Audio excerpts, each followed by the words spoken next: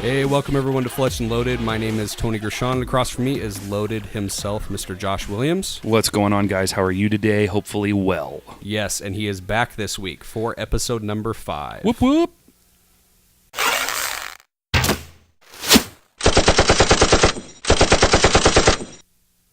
Hi, Josh. Hi, Tony. That was me slapping my leg. That's okay. It sounded kind of weird to me, but yeah, a little odd. Tony's going to be a little off on this podcast, so I'm just going to give you guys a heads up. Tony's doing the new dad thing, and he's had a day. Yeah, newish for sure. Yeah, newish. Well, I got the mental tiredness, and you got the physical tiredness because you are a gym freak. I'm a Nazi. I won't gym Nazi. I want to gym. Yeah. Dude, watch this word, yeah. man. Yeah. What'd you do? Because you pretty much walked into my house like, dude, just put a bullet in me. I'm so done right now. Yeah. So today was shoulders. I like to work 4 main groups of body parts, if you want to call it that. There are only 4. There's 5. Whatever. No. So my regiment right now is I'm running legs on Monday. Usually chest or back. I try to interchange those Tuesday and Wednesday, and then I run shoulders on Thursday. It's kind of how do I explain it? Like, your body can only handle so much beat down, but yeah. I'm putting mine through like the paces. Like I'm doing the like Chuck Norris of powerlifting practice right now. Like, dude, my body is just, I hate you so much. That's saying a lot right now. Yeah. Okay. So we did shoulders today. Me and my buddy Jake, and we hit some pretty good numbers. I got like 275 for my my overhead military press, which is that's a lot of weight. Yeah. And I hit the 120-pound dumbbells, so my shoulders are pretty shot right now. Yeah, I bet. Yeah, I'm ready to go home and eat some food. And you love being at the gym. I do. I spend like 3 hours there every day. 3 hours. 3 hours. Yeah, I got off work at 5, went straight to the gym, and I think I got to your house like 8:10. Yeah, I'd be looking around the gym like, what other exercise can I do? Oh, hey, I'm going to do what that guy's doing because I haven't seen that one before. Right. Have you ever seen those videos? The guys. Yeah, some random weird stuff going on in the back, and you're like, what does he do? Should I try? No, I'm not going to try that. That looks weird. They don't go to the gym when ... And then guys on like the dip machine, and he's doing dip like, bars that are like he's like kicking his legs back and forth and stuff like that. He's doing like Clydesdale kicks on a chest machine or something. It's weird. Right. There's a lot of weirdos every now and then. There's people that think that they know what they're doing, and so they go in there with overconfidence. Right, and like they get there's lots of people YouTube. that do know what they're doing, and you know what I mean. They look overconfident as well, but that's why there's trainers at the gym. But anyway, like my brother. Right, exactly. Everyone check. Well, no, I can't say what because he's possibly starting his own gym. Yeah, so just when I find stay that tuned. out, though, everyone that's in this area, I will let you know so that you guys can go check out his style of training, which is not for everyone. Not going to get into it, but it's pretty cool. I'm pretty proud of him. Also, I'll throw a little plug out there for my gym. If you guys are interested in a 24-hour, 7-day-a-week, awesome place to go work out, just did a huge expansion. Check out Access Fitness Kalispell, and there's also an Evergreen location. It's probably one of the there is. Oh, okay. I didn't know there was one in. Yeah, there's one in Evergreen as well. Huh. A lot of people don't know that. Where is it in Evergreen? It's close to crud.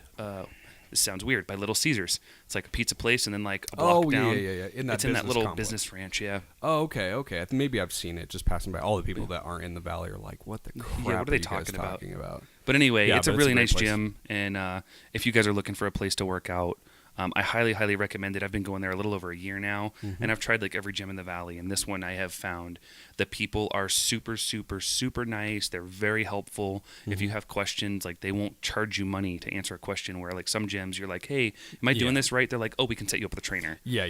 So, and then which to their credit, playing devil's advocate, they're probably not like trying to stiff you, but at the same time they may not be able to. Right. Their business setup. If they say, "Oh, well, you should lift it this way," and then you hurt yourself, it's right. liable, Exactly. blah, blah, blah. Exactly. But I'm glad that you found somewhere that I really like it a lot. Absolutely. I mean, that's great. I mean, some people are good with just working out, doing yoga at their house, and that's power to them, man. I wish that I could get into that mindset, but there's something about like walking into the gym, putting on my headphones, and like getting into that mantra, like I'm here to crush this. I'm here to just destroy myself. Hit my 3 hours and. Sometimes it's an hour, you know what I mean? But yeah. Whenever you're lately, it's been spent. Yeah, it's been pretty long and pretty drawn out. But the nice part about that is like I'm seeing super good improvement, and my mobility's improving, and so you're a beast. Trying to. You're beasting it out. helps me. It helps me shoot my bow better. What? And my guns. What? Especially that long shot that we're going to bring up here in a little bit. Ooh, I can't believe I made that. That was so awesome. But you work really, really hard at the gym. I've worked out probably, well, I can't say more at my house. I've probably worked out equally through my life at my house. Right. You know, doing just normal dumbbell stuff, body weight movement things. I want to get into kettlebells. I kind of do a little bit. Kettlebells are fun. You know, my brother talks about them all the time. Yep. And then, of course, a bunch of podcasts I listen to, they talk about it, getting that usable muscle movements and stuff. Very interesting. But the few times I have been able to work out with you at the gym, there's a reason why you call me T-Rex afterwards, dude. And if none of you guys know what that's or if you guys don't know what that, I'm just pulling biceps, man, the entire time. We did a really, really long, heavy arm workout. And I told Tony, I said, I know you haven't done this before, so we need to go really, really light. As hard, for sure, yeah. Right. Yeah. And he's like, no, I'm good. And he was good throughout the whole workout, like no problem. He hit the weight, he hit his own weights, and it was really, really good. And then the next day, I stopped by to see him, and I kid you not, it looked like his forearm was trying to retract into his shoulder. Like he was T-Rexing there's so guys hardcore. that have been through that before. Yeah, and there's a few guys listening going, dude, I've so done that, and it sucks. Yeah, it does suck. Yeah, and it's like a week long before that kind of lets out and gets to where you don't hurt. And then you do it. My problem is I take extended breaks from working out, whether it's like life things that are happening or, whatever's like having the kid. Yeah, exactly. Or whatever. And it's just like, dude, I'm only getting 2 hours of sleep, 3 hours of sleep a night. It's not worth it for you to go to the gym. So, but yeah, it's a real thing. It's a real condition. I think we should start a GoFundMe account for your T-Rex. For my T-Rex arms. I'm probably going to use it on something else. I'm just joking. I need to use it on that research. Hi, I'm Tony Gershon, and I like to T-Rex. Hello. I have a serious condition. It's called T-Rex arms. T-Rexitis. T-Rexitis. I like it. It's scientific too, guys. But anyway. Yeah, for sure. Well, wanted to just at least take a second, and Josh actually just told me about this crazy, unfortunate, kind of scenario that happened in France today. Man, it was like, what the crap, man? I'm in the gym, getting a good pump on, and I look up at the TV, and the TVs are always playing, and I never look at them. I don't ever pay attention to the TV while it's on in the gym. But for some reason, something was just on my heart to pay attention and look up. And there was this attack. We don't know all the details. I just kind of got what the news kind of threw out at us while I was in the gym. But there's so many people. There's 75 or 80 people that have already lost their lives in whatever this event was. And I just want to, throw my condolences out there, absolutely, to their families and to them as well. What a terrible, terrible accident this must have been. Hopefully, it's not, relative to some of the other attacks that we've seen lately, by so different demographics. But it's incredible. What is the world going through right now? Okay, between the attacks in France and frickin' Pokemon Go, the world's turning its, tits up right now. I can't believe it on the Pokemon Go guys.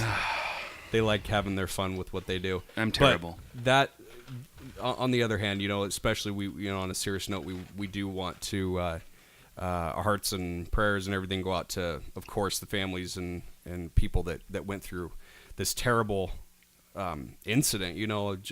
I'm just kind of looking it up a little bit because, like I said, Josh just let me know about it before we started the podcast, and you guys can look it up. Of course, I'm not going to just read the entire article, but apparently it was on Bastille Day, and it's a big celebration they have over there, and it was in Nice, I believe. Yeah, Nice in France. And from what I could find out, it was just people watching fireworks, enjoying the celebration in a big crowd, of course, just like we do 4th of July. And, right. I can't say there's a relation between the two holidays, them celebrating that. I haven't looked up the celebration, but, and then it looks like from the picture that they have, it's like a semi. Yeah, like a large, like container a type. Truck. Yeah, like a moving truck. Like a moving truck. Plowed through this group of people. Yeah, and just...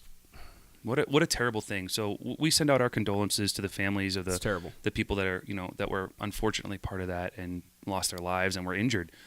We hope, the people that were injured, they get a speedy recovery. Mm-hmm. And, if the driver had some kind of issue or if it was a specified attack or something, we just hope that, whatever enforcement that they have over there does their job to the best of their ability, and we get, the most amount of productivity with some kind of event like this that we can. We don't want to see, mass people get hurt. Never. No. So hopefully that there's some kind of especially shiny innocent light coming out of this. bystanders Yeah, like exactly. this. They didn't have any intention to hurt anyone.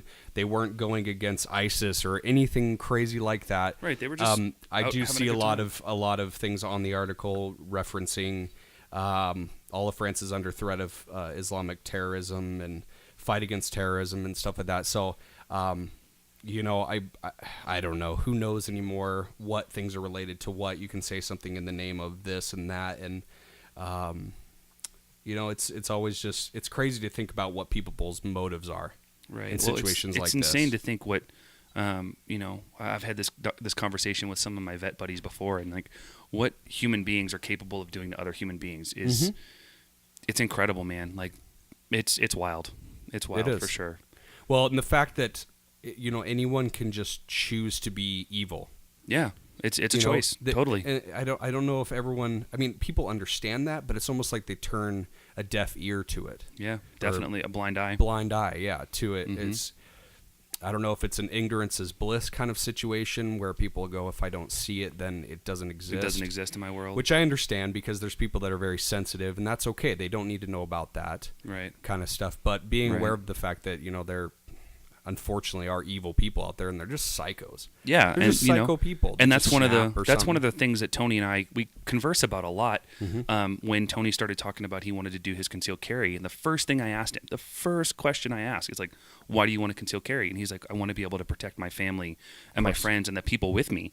And like that in itself is one of the biggest reasons why I carry. And like these kind of events, heaven forbid I have to be part of one of them, but damn it, I'm going to be prepared, and I will gladly risk my life to make sure that these types of individuals making these, horrible decisions to act this way, if I can selfish. If I can help to eliminate that threat, then damn it, I'm gonna. Yeah.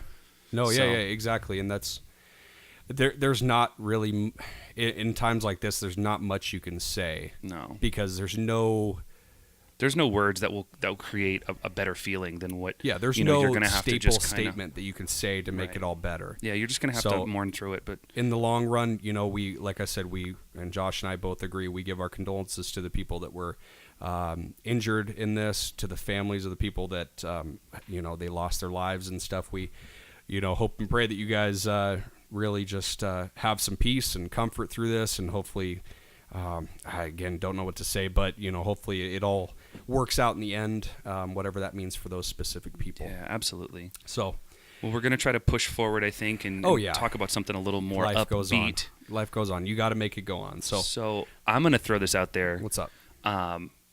There was like a special day a couple days ago, wasn't there? What was that? I think it was. I'm pretty sure I know that it was Tony's birthday. Oh, what? As a matter of fact, it was. We celebrated Tony turning 30. That's 30. You old man. It was a great day. The wife, when I talked to her about things that I'd like to do, at first I was like, I don't know. It's just like every other day, every other year. It seems like. After you hit a certain age, it's just kind of like, and all the older people than me are like, you young guy. Yeah, you little young whippersnapper. Anyways, where I'm at right now, though, it's just kind of like, I don't know what to do, and then I was like, well, I know that I want to go shoot my bow really bad. Right. And then I said, well, hey, I want some more practice with my M&P. Yep. My 9 that I have, and then whatever other guns that we were able to shoot. So I got a hold of as many people as I could, and thank you guys for coming out, and to Jared and Jake and Chuck, Josh, thank you guys for absolutely, spending that day with I'm me. glad that we really could fun. take you out and have a little bit of fun. Yeah. So for any of you guys that actually follow our Instagram page, do it. You may have, you should actually, Fletched and Loaded. That's our Instagram tag name. Mm-hmm. But you should check it out. And there's a video of myself shooting my bow and Tony shooting his bow, a couple other guys that were with us, and we actually did kind of a challenge shot with some serious distance, I think. Well, yeah, we shoot this 7-shot course up at Lone Pine, which of course we're probably talking to death at this point about, but we love going up there. It's very fun, open place, not very busy. So got to go up there, and usually when we get done with the 7th shot, it kind of loops back around, of course. Right. Yep, it does. Loops back around past the first 3 shots. And so usually what we do if we're there is we stop at the third target, and from the grassy area off the road, it's about 80 yards to that third target. Depending on where you stand, you can be between 67 and about 85 yards. Yeah. And usually we shoot it, between 75 and 80 yards, something like that. But I don't. Was it you or was it me or Chuck? I don't remember. Somebody said something. They were like, "Oh, we were looking at the normal shot we do," and I was like, "Oh, are we shooting the longer one? Or are we shooting this one?" So, yeah, I think it was you. You said something about like that one way out there. Yeah, and then one of the other guys that was with us, he was like, "You can't hit that." So of course, I like a challenge. So I was like, "Well, let's pull the rangefinder out. Let's see what that's at." Because I looked at it and I was like, "It's kind of far. It looks like 150 yards. Stupid far." Yeah. So we pull the rangefinder out, tag it a couple times, make sure that we're getting the same numbers, and it was 141 yards to a turkey target. A turkey. Yeah, compressed carpet bale. Yeah. So the turkey's like the size of a basketball, and then at 141 yards, it looks like a flea. It was kind of awesome. Yeah, it was very, very... Yeah, and you can check it out on the page, too. It's crazy. So we kind of were like, oh, should we do it? I don't know, we might wreck some arrows doing this. To be honest, guess the two that got closest. That would be me and you. Yeah. What do we shoot again? Oh, well, I shoot a compound. Yeah, no, arrows. Oh, well, we shoot Black Eagle. Oh, of course we do. Because Black Eagle is bomb diggity for sure. Yeah. But, yeah, so I was like, hey, guys, let's just take a shot at it. You know? It's my birthday. Let's just throw an arrow there. Cook an arrow, see what happens. And sacrifice one of the archery gods. I think so, yeah. I think I shot first. Okay. I have a CBE Tech target sight, so I can dial my yardage down. The tape that I'm running right now is a number 2. It comes with the sight, so you can adjust your yardage according to the speed of your bow. But it only goes to 100 yards. So at 141 yards, I'm like, oh shit, I can't dial that far. Yeah. Well, at the bottom of the tape, the very bottom of my sight, there's a big number 2 to say that it's tape number 2. So I just dial the sight all the way down to the number 2. And I'm like, screw it. I'm going to launch one, see what happens. Yeah, see where it lands. And so first shot, I think I was like 3 yards shy. Yeah, 3 or 4 yards. I just right into the grass, right in front of it. And I kind of looked at Tony, and he was like, dude, you should just shoot another one. And I'm like, fuck it, I'll shoot another one. Yeah. Knock another arrow, draw it back. And instead of aiming on the target, I aimed right above the edge of the bag, the white bag target. And ended up hitting the target. I was actually really, really stoked. It was quite awesome. Delayed sound. It was really crazy, of course, because we see you hear it kind of go of the string releasing, and then you're listening, and you're like listening, and then you hear impact. So it's really cool. It's like a 3.5 second, 4 second flight time. Yeah, and you saw the white target kind of flap a little bit, shudder a little bit, and then you heard it. And of course, if you see the reaction on the video, he's super stoked because that's a crazy long shot. Yeah, I think that's like one of. I mean, there's other guys that have shot like 150 to all the way up to 300 yards with a bow, but they're shooting it like this. I haven't seen him very much for sure. Yeah, I know there's a guy that does it in like a cornfield or something, or a hayfield. Oh yeah. He puts a balloon up on a hay bale. But we weren't even trying to make this kind of crazy shot. We just like pulled it out of our back pocket while we were up there for Tony's birthday. So if you guys get a chance, check out Fletched and Loaded Instagram page, and the video's on there, and you guys will get a kick out of it. And Tony's shot with his 55-pound recurve is actually on there as well. And I'm not trying to like toot his own horn, but the dude got close with a 55-pound recurve. 3 yards from hitting the carpet. With a 55-pound recurve. Yeah, if I had a 60-pound, I probably would have nailed it. You'd have hit it for sure. Yeah, it was just out of reach. And you don't use a sight. 141 yards. Yeah, no, it was all you just like instinctual. It's insane. Yeah. Insane. Kind of like throwing a baseball that far. Yeah. Could you throw a baseball that far, you think? No. I know I can't. But it's just kind of like, well, I think it's about there that I need to shoot. But, dude, that's crazy yardage. Yeah. It was fun. It was a lot of fun. So we got to do that for... Poor Jake. Lost both of his arrows. Both arrows, yeah. But, again, that's such a long shot. You're kind of just taking a chance at, I think it's right about here. Your guys' sights don't go that far. So, in a way, that's why I said out there. I was like...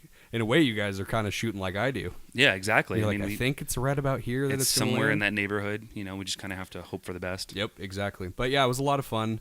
Got done there, went and picked up ammo. We did. We went up to Sportsman Ski House, our local ammo place that we stop at. I used to work there, so I'm always kind of partial to going back there and picking up stuff, just because I know where everything is in the store, and I don't have to hey, do you guys have? I can just go and get what we need. And yeah. So we bought some targets and we bought some ammo. Tony bought some shoes because he destroyed his shoes on the range up at Lone Pine. Well, yeah, and they've been getting kind of tore up and stuff a little bit, but I blew the toe out. Tony had a blowout. a birthday blowout. Dude, not in the good way. For sure. Yeah, and then walking through all that grass and stuff, I started getting like cockerels and wheat seeds and stuff in my socks. It was pretty funny. It wasn't fun. But yeah, so picked up some new shoes, went and got, like I said, got ammo, met up with Jared, drove way out of town. Drove like an hour out of town and then went up to Thompson River Road. Yeah. For the guys that are local, they'll know where that is. For the foreigner listeners, it's a pretty cool place. It's right on the edge of the Thompson River here in Montana. And they have a couple hundred acres out there where we got to go, and we got to shoot at some gophers and do some pistol training, and got to let Tony shoot his Smith & Wesson and kind of dial in his grip pattern. I think you've only shot probably, maybe 5-6 mags through that before that weekend. Yeah, probably up to 10. Yeah. I mean, I've shot quite a bit before, but it's mostly been revolvers and rifles and stuff like that. So right, but this pistol you haven't done a whole lot of. A smaller framed semi-auto. Yeah, the 3.5-inch semi-autos. It's different. It's different. I'm trying to nail something at longer range and stuff, and Josh so kindly just reminded me of what this particular pistol's made for, is close range. Right, yeah, it's a personal defense weapon. It's not a target range. I posted something on Instagram that kind of made it make sense for me. It was small is light and light is quick. Yeah, absolutely. Something like that. And so I was like, oh, that kind of puts it into or small is smooth and smooth is fast. Yeah. I think that's what you posted. Small is smooth. Something like that. And I was like, well, that makes sense. Of course, if it gets in a situation, it's something that I can quickly grab at. And yeah, it's a life or death situation kind of thing. It's not something that you're going to be like, oh, he's 17.6 yards from me. Right, yeah. Let me place my round. It out No, exactly. But yeah, I mean, it's something that I want to get a lot more training on, and it's good that I know you. We can go out and just do some. Yeah, man, we're going to put as many rounds through that thing as we can until we got to get you a new barrel. You might have sold me on maybe picking up a Glock at some point. And thank you, Glock, by the way, for following me on Instagram. It was pretty cool to see you checking out our stuff. Yeah, what's up, guys? I throw a lot of stuff. Josh loves his Glocks. I do. So if you guys ever have a freebie, he carries what, a Glock 19? I do. I carry a Glock 19 Gen 4. Your everyday? My everyday, and then I also have a new Glock 19 Gen 4 MOS. Ooh, so what's that's, MOS? MOS is the modular optic system. I think is what I'm that putting stands you for. on the spot for this. I think you are. It's so okay. what that is it's an RMR cut. An RMR is a red dot, a pistol red dot, more or less. It's a backup sight that's used with like ACOGs and other magnified optics. But they've changed kind of the use for it, and they've actually started putting it on pistol slides. Oh, okay. So instead of you having to line up 3 dots or 2 squares and a dot or a triangle and a dot or whatever the sight might have, like my XS sights are lollipop. Okay. It's a front sight dot and then a stick in the back, and then when you line them up, they make a lollipop, and you squeeze a trigger. That's where you hit your target. Lollipop. Yeah, exactly. And the pop is actually. Yeah, that's kind of cool. Yeah.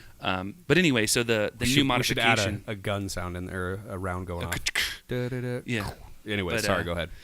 So Glock came out with this really cool design, and people have been modifying their Glocks for years doing this already, but Glock decided to sell a product that was already prepped. So all you have to do is go buy an RMR, slap it on there, go sight it in, and then you have a target style pistol that you can everyday carry, which I was like, this Does is it have a longer barrel and everything? Nope, it's all the same size as my Glock 19. Okay. It's just got the RMR cut on the slide. Okay. So if you put them side by side, there's no difference other than the fact that the slide has been cut for an optic to be mounted to it. Okay.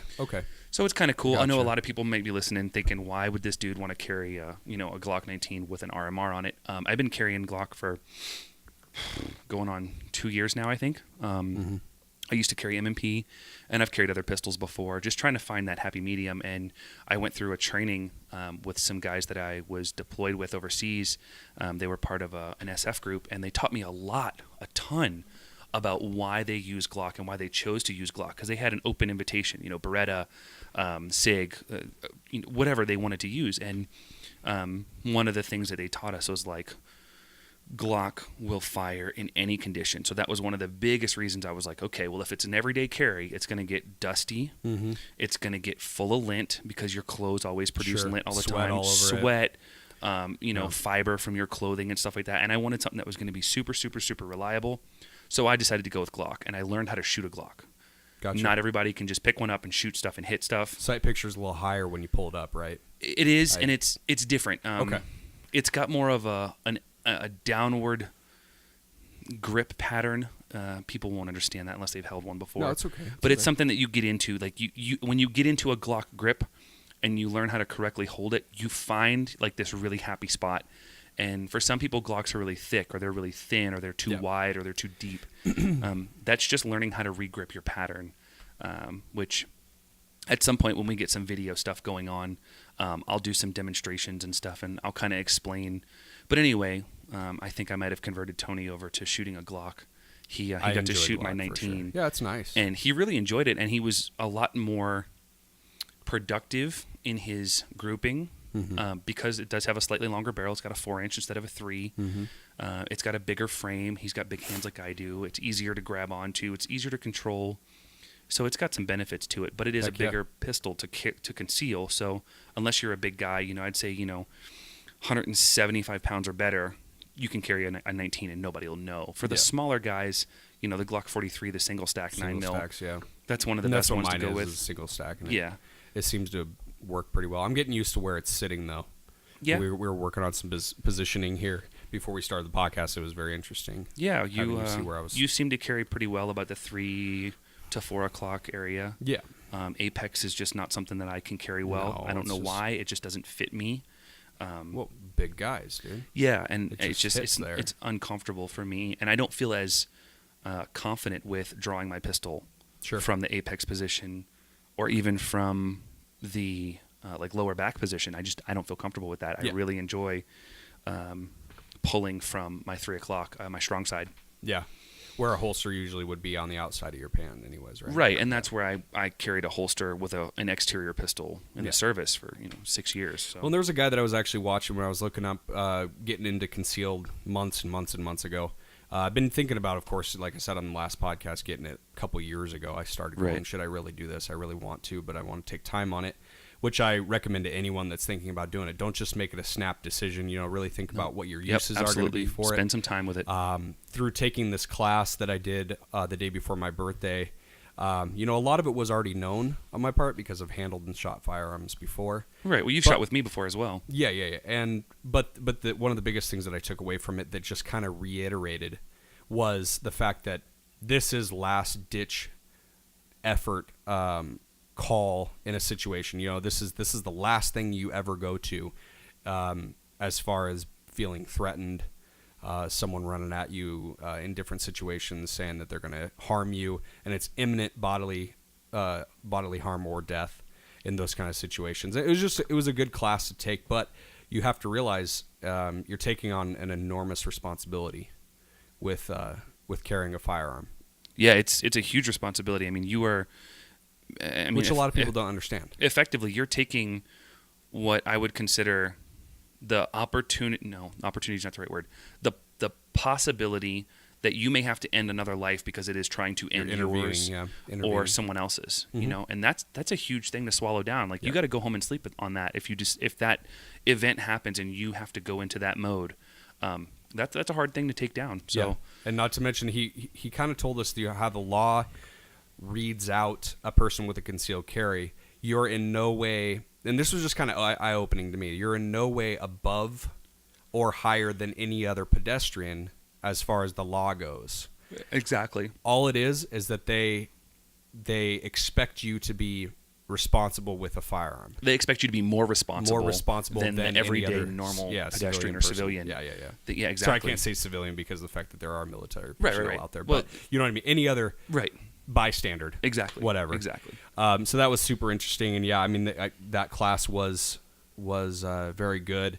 Like I said, we didn't go through everything because of the fact that it's something that a lot of us here in Montana and other parts of the country, we shoot a lot of firearms. We enjoy going out, like we've talked about on other podcasts, and plinking rounds around and trying to hit some stuff and get better at grouping and things like that. But it was still very informative. I recommend anyone that might not have knowledge of what the law is in a concealed carry situation to check out one of the classes. And if you guys have heard about it, it's Equip to Conceal. I talked about it on one of the previous podcasts. Equip and then number 2 Conceal, and you can see that at, I believe, equip2conceal.com. Our instructor was Evan Waugh. I think you say his last name. I think so. Waugh. So that's the best way I can think about it. Sorry, Evan, if I mispronounced your name there. But great guy. Had a good conversation with him. He went through all the information very knowledgeably, and told us what situations it does and which situations it doesn't. And, right. So I highly recommend anyone in the country. They do classes all over the country. Right. And he actually he gives out classes just by himself, and he said that I could share his information. And it's I'm not going to give his phone number. Sorry, Evan, just because you might get trolled. Yeah. Who knows? But Evan Waugh, so EvanWaugh01. So Evan Waugh 01 at yahoo.com. He does fundamentals of firearm and safety, hands-on instruction, and all the classes meet your state's requirement to qualify you for applying for concealed carry permit. So there you go, guys, at Equip to Conceal. You guys rock, and Evan, you rock. Thank you for taking the time to come down to little Kalispell, Montana, and showing us few people what it means to carry. So I really appreciate that, and it was a great time. Awesome. Yeah, if you guys don't happen to get into Evan's class, if he's not here locally, or you got to wait. Yeah, he's all over the place. There's a couple other people. One of the guys that I went through, just as like a refresher course, and I deal with him for firearm purchases and also for USPSA shooting tournament, is Will Parker. He owns a company called Freddie Merck's Gunworks. The guy's insanely awesome with firearms. If it's a Glock, he'll teach you how to shoot it. I mean, he does stuff. He also teaches some concealed carry classes, like concealed carry and home defense classes as well. Yeah. So if you guys have to, you can look him up, Freddie Merck's Gunworks. Look it up on Facebook or online, and he's another avenue that you guys could find. So that way, maybe you want to go about it a certain way, and one instructor doesn't teach that way. This instructor does. You know what I mean? That gives you guys a couple of ways to kind of. Where's he located? He's here in Kyla. He's in Kalispell, but okay. He does classes like up at Snappy Sports Center, at Sportsman Ski House, and he's actually getting ready to start doing one at the college. Okay, so if you're signing up at one of the classes that Snappy's puts up, it'll be or at Sportsman, it'll probably be Freddie. It'll be with Will Parker. Yeah. Or Will Parker. What was it? Freddie Merck's Gunworks. Freddie Merck's. That's what I heard. So yeah, awesome. Yeah, it's always good to have some options on people, that you want to go check out and see what's... Yeah, so just give you guys a couple of little tidbits here and there if you're interested in concealed carry classes or firearm purchases as well. He's also a dealer and distributor, so he can get you guys pretty much whatever you want. Yeah. And he offers a military and law enforcement, active duty military and active law enforcement. They can purchase blue label guns, which are tax exempt. So they're a little bit cheaper, which is kind of nice for the vets and for... military as well. Or law enforcement, I'm sorry. Yeah, I gotcha. So, yeah, just a little plug for him. Cool. Very cool. Well, we kind of just threw this show together real quick because we weren't able to do it on my birthday on Sunday, and I kind of posted a video on Instagram. I was exhausted, man. Yeah, dude. Well, that was a long day. We had a long day. It was fun. You might have had a little help relaxing a little more than you should have. Did you? With that beverage I dropped off for you. Yeah. My sweet apple moonshine. What drink that's not moonshine? Yeah, exactly. I don't know what you're talking about. No, it was delicious, but it helped calm the nerves. And you know me, dude. I will do a podcast even if I'm exhausted and about to fall over. Yeah. So, but luckily I got an awesome co-host that said, "Hey, dude, no, not tonight. We're not doing it. Let's do it." Yeah, it was your birthday. You need to take a different day, time, spend some time with the family, and sure. So. And I, like I said, I had a blast. I'm glad to have great friends that wanted to go hang out and do some stuff. I would have still gone out and shot if it was just me. Well, yeah, you would have. I'm kind of a nut for that. So, but actually, I do remember something that I wanted to do. Possibly more than just this time. It's just like a little questionnaire that it'd be fun to go back and forth on. And be like, so for archery, let's say. Okay, shoot. Okay, no pun intended. Yeah, literally. Shoot. I want to do kind of a little section that's like, what's the new buy? So something that you have your eye on, let's just keep it with archery right now. Okay. Something you're like, dude, I saw this new site. I've heard about this new Okay, string. I got it. I'm ready. I'm so ready. You know, I really want to try these new arrows out. Okay, I'm ready. You know, this D loop is, you know, maybe not the right thing. I'll let you go. So what is your thing that you're really excited about? So the newest thing that I've actually got to put my hands on, and I've shot quite a few times, just came out this year. It's Hoyt's Defiant 34. Ooh, Defiant. Now, awesome bow, quick, 7-inch brace height. They also have a turbo edition, which is a 6-inch brace height. It's wicked fast. The turbo's 350 IBO. The regular Defiant 34 is 325 IBO, so 325 feet per second. The bow's quick, but it's also really quiet. Now, the cool thing, the reason that I'm bringing this up, Hoyt is actually doing a promotion this year. For every Hoyt Defiant 34 that's purchased, it enters you into a contest to win a Dodge Ram. They're I Am Defiant? Yeah, they're going to give away a truck. Yeah, I've seen that. That's awesome. Like, you don't ever see that with archery companies. Sorry, not to interrupt. Is that the I Am Defiant hashtag? I think Because I know so. they did that for UFC 200. Yep. You got to go to UFC 200, all expenses paid, shoot with John Dudley. Yep. Okay, so that's over with. So they're doing another one. They're doing another one. Okay, that I didn't know about. Yeah. All right. And there's actually some flyers up at Spirit Quest. I was talking to Kevin about this the other day. So that's really cool. But the bow itself, I'm not a Hoyt shooter by any stretch of the imagination. I actually have struggled really, really hard to shoot a Hoyt bow before. There's something about the grip that just felt different, awkward to me. Sure. That's why I went to Elite. But I shot this Hoyt Defiant, and I'm blown away. Like, I'm really tempted to save some pennies and not buy a gun this month. And buy saying that. And buy a new bow. I want to buy a new hunting bow. So I'm really tempted to do that because there is a lot of speed in that bow, but it's got the 7 inches of brace height, so it's got that forgiveness that you want to look for. Yes, the bow is long, 34 inches axle to axle, but for me, I have a 29.5 or 30-inch draw length. Yeah. So it's comparable. I need that longer axle to axle, or else I fight the string angle and I can't get that proper placement of the string against my nose and the corner of my lip and my anchor point. So anyway, that's the latest and greatest one that I'm going to throw out there because that thing's... Well, you know who shoots Hoyt, I believe all Hoyt Defiants, right? I don't know that. John Dudley. Really? Yeah. Well, the Defiant just came out. Well, he shoots one of them. Smart man. Yeah. The you know who else does? No. Joe Rogan. Does he really? Yeah. Fucking Rogan. You know who else does, I think? Cam Haynes. Yeah, well, whatever. He shoots Hoyt. They all shoot Hoyt. I'm just whatever, making Cam. I hope you're listening, dude, because I'm coming. I shot 141 yards, and I've seen your long. Cam Haynes out. I am, because I love that dude. He started He's his so podcast. Awesome. 2 weeks ago? And he's got like 12 billion listeners. And he hit #1 on the sports podcasting on iTunes. Cam, you're the shit. We dude, know it. I want to kick it with He's you. I want to shoot cool. my bow with you. Oh yeah, dude. So come on down. I'm definitely throwing out a challenge Montana for you. a lot. Whenever you're here, man, look us up, Fletched and Loaded, and we're gonna go down to Spirit and throw down some arrows and see who comes out on top. It would be awesome shooting with him. It'd be so like awesome. Really, he's driven, super inspirational guy. Be of course awesome. Dude, it'd be cool to take him and go to the gym with him. You know what I mean? Oh, dude, he's an animal. Yeah, get a good smoked workout and then go shoot the bow. Like that would be the ultimate. But anyway, so that's what you're eyeing. That's right now. Yeah. My eye on the prize is to shoot with Cam and throw some long distance arrows. Sure. Yeah, I'm down. I'm so down. I'll fling some too with my recurve. Exactly. Yeah. Okay, so same question to you, but to me. Not archery. Can I answer archery first? You can, and then you have to do firearms. Okay, well, re-ask me after this. I've had my eye for a while on a Montana bear longbow. Haven't shot many longbows, but it has amazing reviews.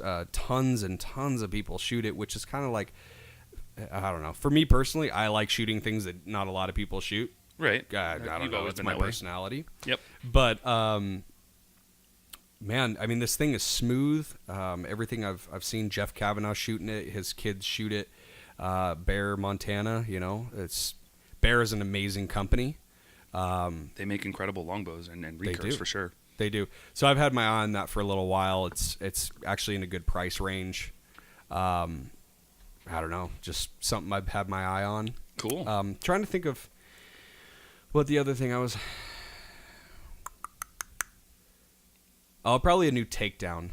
And I don't know a specific one right now that I'm thinking of, but I've been shooting the ILF limbs on with the dovetails and all that stuff, and it's just It's really fun. I actually had a guy on Instagram see that picture of me holding my SF riser and all that stuff, and he goes, "Hey, I've been thinking about getting that Plus L riser. How is it?" And honestly, it shoots great. It shoots really good. Yeah, you shoot really well with it. But it freaks me out every time I string and unstring it because it's so loose in there. The dovetails just snap in and out. Yeah, that is very easily. That is different for sure. But it's a target bow. It's made for target archery. So I like the takedown. You can screw it in. It's nice and tight. You can kind of beat it up a little bit more, and it won't lose its you don't have to be so delicate with it and all that stuff. So, right. But yeah, probably. I mean, I've had my eye on that Montana longbow or Bear Montana longbow for a long time, and I just don't know if I can. I don't know if I can do it right now. I got kids and stuff. I got to save up for that for a little while. Okay, so but yeah. Next question. Yes. So you've been concealed carrying. I'm going to make this one like really specific. Oh, geez. You've been concealed the guy carrying. That doesn't know a lot about firearms. Okay, go ahead. You've also tried a couple of different holsters. Sure. So throw us the holsters you've been trying, the results you've gotten, and what your current decision is on a holster. Like what I'd like to get, or from the ones that I have? From the ones you have and what you'd like to get. Oh, okay. Well, I started out with the concealed carry holster that you gave me. It was a Blackhawk. Blackhawk, yes. Just a soft side in waistband. Clip. Yep. Plastic, very very generic. It's like the $13 holster stock, from Blackhawk. Yeah, you can pick it up pretty easily and just slide it in your pants and you're good to go. So I tried with that. It was a little bulky for me personally. I felt like I needed to always adjust it. Yeah, it was and kind of unsecure. Like shift it if it moved. It was great for possibly just needing it for a little bit, but for a long-term carry, I didn't really care for it. Okay. So next one was the Smith & Wesson leather stitched in waistband clip-on holster with the metal clip. Okay. Yeah, that I bought very recently, and dude, super comfortable. Okay. It's honestly, from what you and I have talked about, it's kind of a single draw made for that one time that you might need to pull it. Right. Absolutely. Being that it's leather, it compresses very easily and quickly with tightening your belt. Yeah. So you had good comfy. retention. You had good retention. It was comfy. Yeah. But it wasn't something that you felt as comfortable with yet. Correct. Okay. Because again, I'm getting from between the first one and the second one, it was more comfortable, but I still felt like I needed to keep shifting it Keep into adjusting. a comfortable position. Excuse me. Okay. Then I had a buddy of mine, RC, tell me that he had a Alien Gear, which has more of the full body wrap plating, the leather plating. What's it called? What's the technical name for it? The name or the model was the Cloak 3.0 is the that's the name of it because he actually bought it from me. Yeah, which was very ironic and made it a small town kind of thing that always happens. The thing about that Alien Gear holster is it's a Kydex top.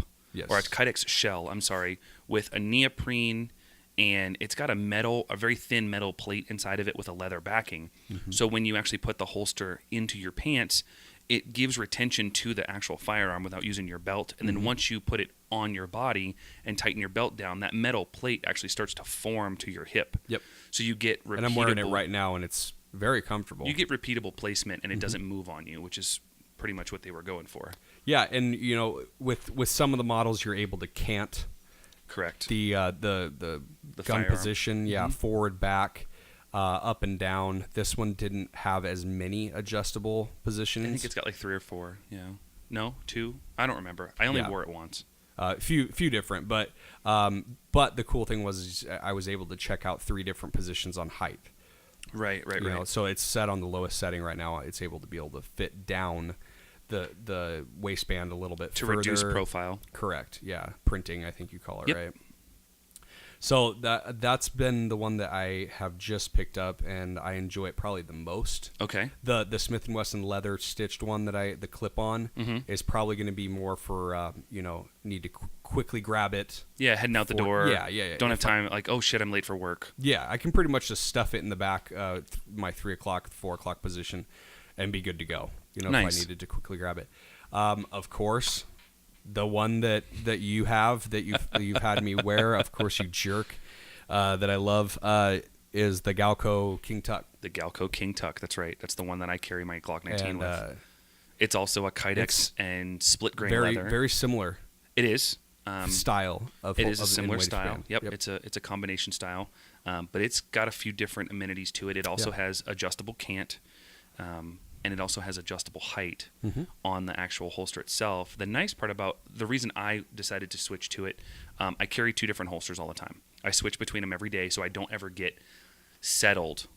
I don't ever want to get so comfortable that I forget my firearms there. There's times that I don't remember that it's on me, but I know that it's there, kind of, if that makes any sense to anybody. So I switch between a CompTac Matador, which is a leather and Kydex as well, with plastic or polymer clips. Yeah. And then I have my King Tuck, which is leather and Kydex with metal clips. I like the leather and metal clip holster a little more on certain days, but there is a lot of heat involved. Yeah, that's true. With wearing all that leather. So it kind of, the CompTac's a smaller, lower profile. It's way more comfortable to wear in shorts and in dress pants. But when I'm wearing heavy duty blue jeans, or if I'm out at the range and I'm going to be practicing my concealed carry, I do like to wear that King Tuck as well, just because its position is more comfortable, I think. Yeah. Yeah, and I got to just put it on before we started the podcast, and it was extremely comfortable. It's well built, and it especially with, I mean, the Glock 19 is a bigger firearm than my M&P 9 Shield. Very much so, yeah. In 9, sorry. It's double the size of it.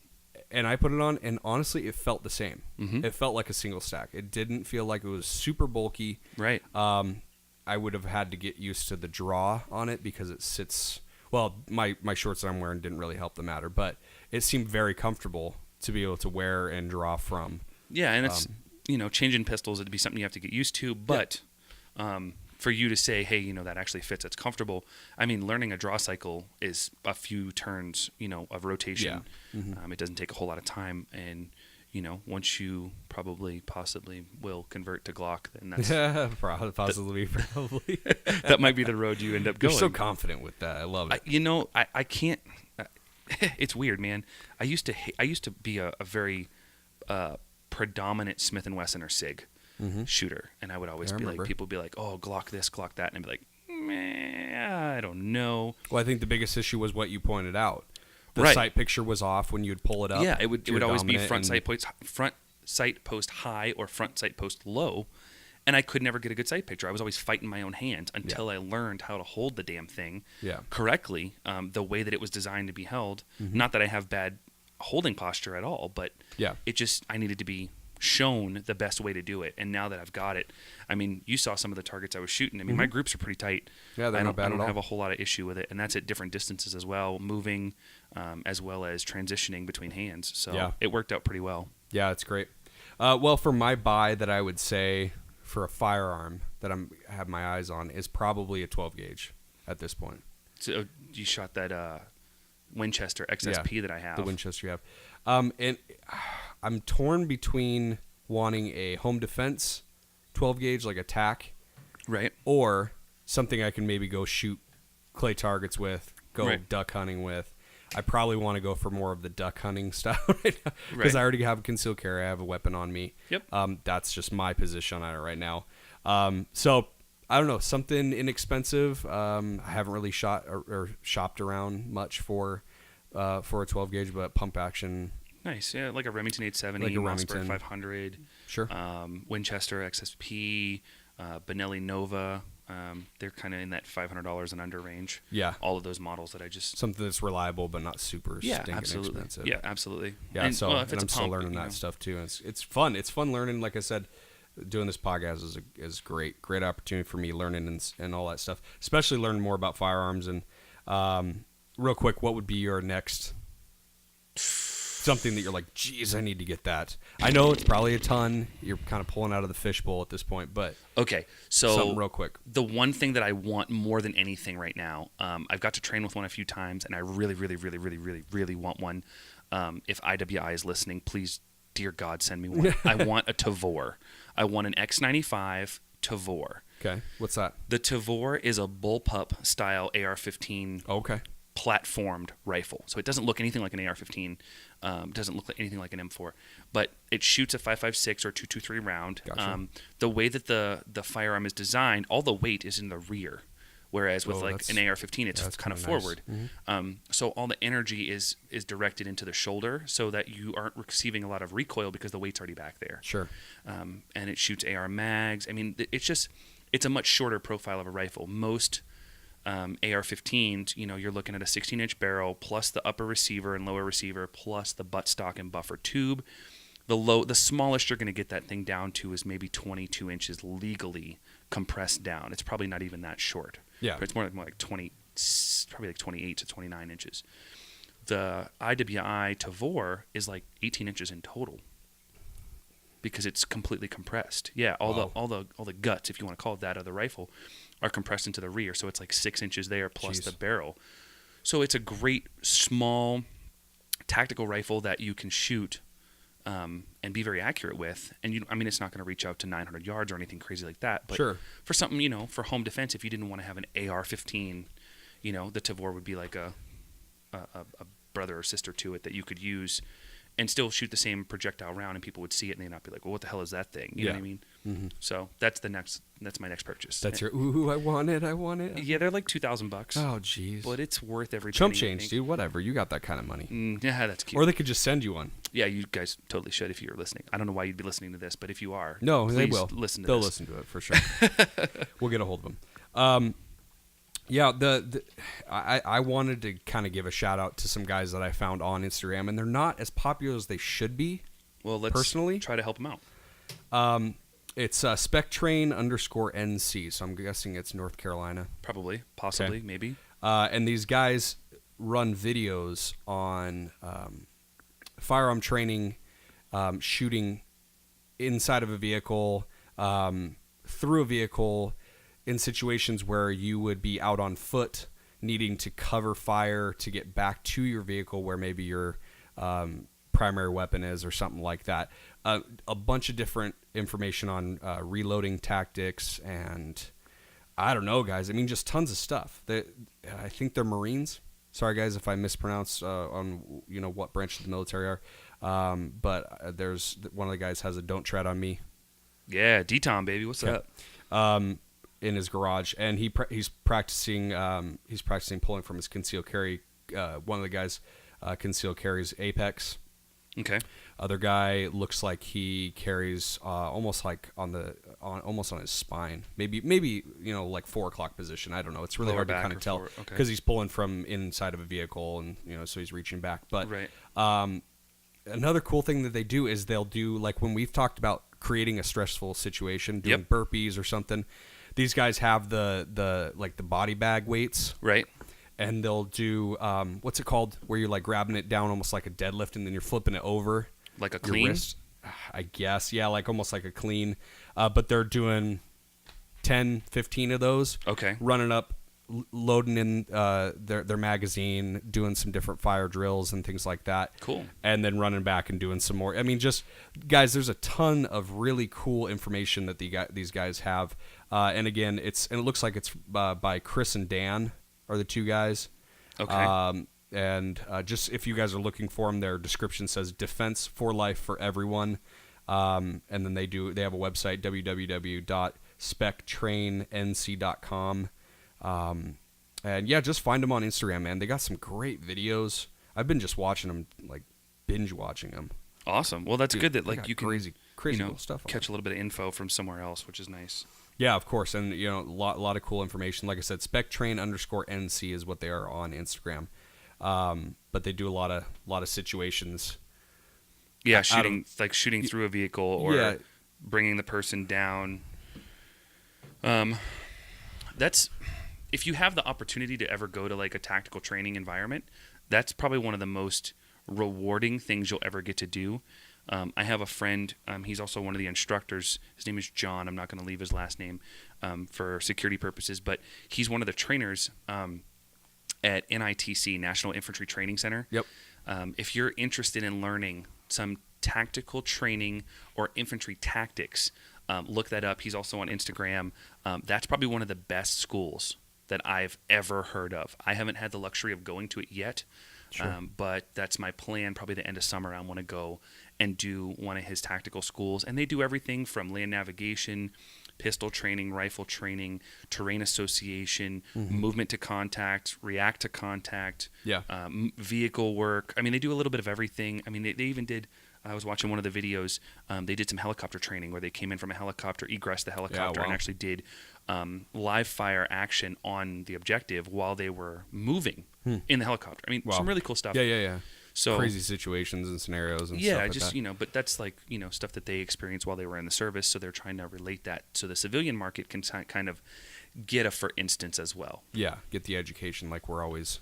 Right. So, people the do, people which that is live great. next to Army bases or Marine Corps bases or Navy bases, they hear like all these planes and stuff flying. And if you live close to where the ranges are, you can hear the shooting. Well, that's like they're kind of demonstrating what some of that stuff they actually experienced was, which is kind of cool. Yeah, that's great.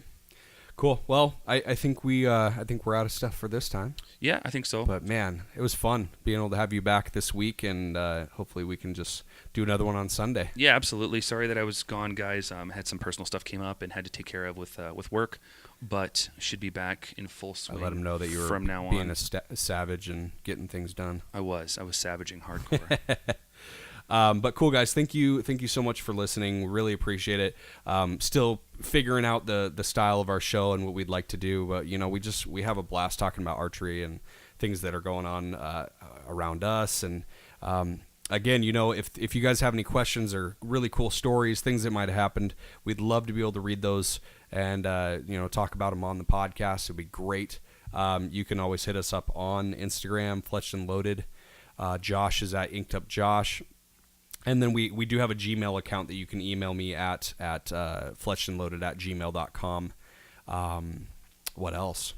fletchedandloaded.podbean.com is where our kind of home on the web is. Yep. Right now with all of our podcasts, our webpage there. You can leave comments on each of the episodes. I got our YouTube channel up and running, so we have all the episodes on our YouTube now. So you guys can go there if you need to. And leave comments, guys. Just let us know how you're liking it. If there's something you'd like to see. Yeah, and we'll try to keep a good variety of like archery and firearm stuff, and we're not going to try to get too heavy into current events. But like we said, earlier with that stuff that happened today, we had to address it, and we'll try to keep it where it's not crazy intense or ridiculous amounts of information that you guys can't understand. We'll try to keep it, like my favorite saying is KISS, keep it simple, stupid. And that's what we try to do. We try to keep it simple so that way you guys can enjoy it, listen to the podcast, and you can also learn a little bit. So yeah, and we just have a blast talking about whatever's going on and yeah, absolutely, whatever's happening for sure. So get a hold of us on all those social medias. We're on Facebook too. You can find us there at our names, Tony Grishano or Josh Williams. Yep. And man, it's been a blast. All right, buddy. It's late, so I'm tired. Yeah, I'm tired too.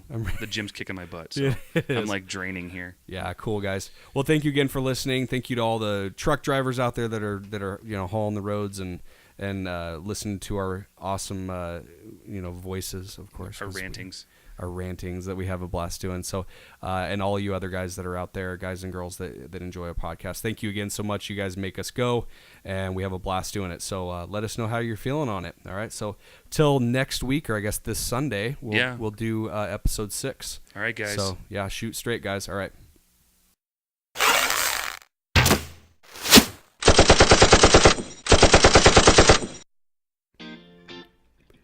I'd like to thank Ben Sound for all the music used in this podcast.